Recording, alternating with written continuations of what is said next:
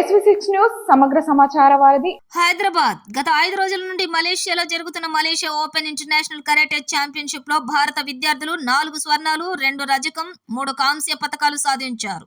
వీరిలో రమావత్ శాన్వి నాయక్ స్వర్ణం, కాంస్యం చాపల కిషోర్ స్వర్ణం, వెండి శ్రీకీర్తి స్వర్ణం, కాంస్యం లాలగారి ప్రణవ్ బంగారం, సందీప్ కుమార్ కి రజతం మరియు కాంస్యం సాధించారని హస్తినాపురంకు చెందిన భారతదేశం అండర్-19 హెడ్ కోచ్ ఆర్ రాజా నాయక్ తెలిపారు. గెలుపొందిన విద్యార్థులు మరో 4 రోజుల్లో భారతదేశానికి చేరుకోనున్నారన్నారు.